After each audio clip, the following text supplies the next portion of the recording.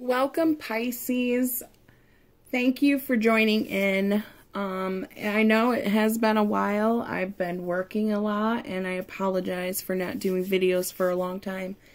But I am getting back to the swing of things. So, Pisces, I do have your love reading here for January of 2018, okay? So, with that being said, we're just going to jump right in, okay? So your first card we have is the Fool. And with the Fool, it seems like the beginning of the year you're going to be kind of carefree. You're going to just start enjoying life a little bit more, okay? So when we have the Queen of Cups, which is your next card, it seems like there's some emotions brewing here, okay? And it seems like you're surrounded by all this emotion and you're just trying to keep it together, maybe because you want to live a little bit more carefree. So for your next card we have the Lovers, okay? And with the Lovers, I feel like for some of you Pisces, we're going to have a reconnection with somebody from your past. And when I say from your past, it could be an old friend that you loved. It could be an ex. Okay? It could be somebody coming back from a vacation possibly as well. And we have the next card, which is the Knight of Swords. And I feel like this is possibly this person coming in and you feel like they're your knight in shining armor pretty much. They're willing to fight for you, or you're willing to fight for them. And you really want this partnership or relationship to work, okay? So, when we have the Queen of Swords here, you're kind of looking the other way after a while. You're kind of contemplating, is this worth the fight that I've been giving?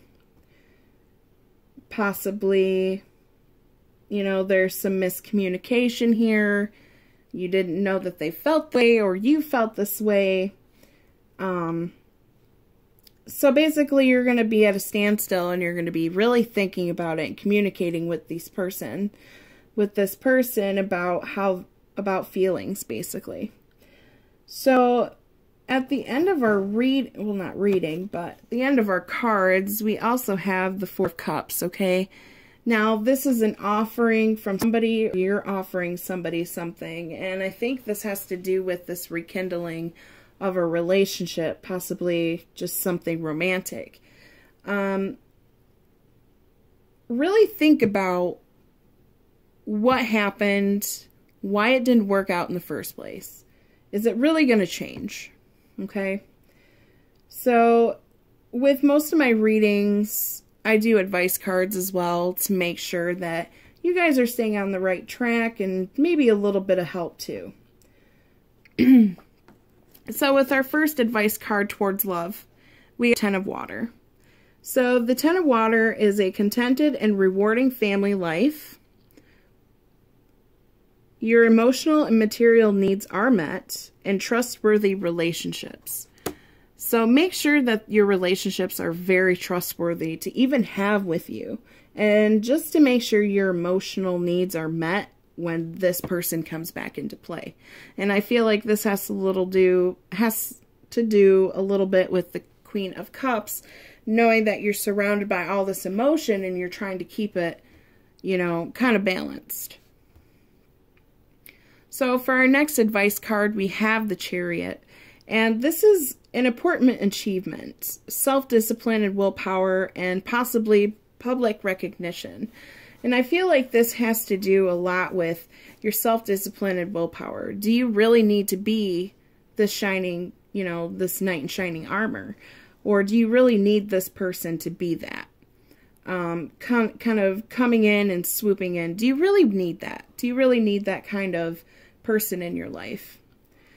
Because it also could mean, you know, a little bit disruptive. So then we have, for your next card, is Ego. This is a false sense of entrapment, being overly focused on material things, negative or fear-based thoughts. So when we're saying being overly focused on material things and a false sense of entrapment, I feel like this is where you're going to come into play with the Queen of Swords. You're kind of making, like, second-guessing yourself, I guess. And sometimes it does need that, but sometimes we just need to go with our gut feeling, because our gut feeling will never, ever lie to us. Your head will make you overthink. Your heart will make you see everything good in somebody, but your gut feeling will never lie to you. And I like to say that because it's really true. You know, you always have that gut feeling about somebody or something, and it usually turns out 99.9% true. So make sure you guys are following feeling and not with your head and your heart, you know. But thank you guys for tuning in and listening and watching this video. Please like and subscribe. Possibly, if you guys want to, comment. I do love to hear feedback. Again, I am sorry it's taken me a long time to get to these videos, but here I am. So thank you again. Have a nice one.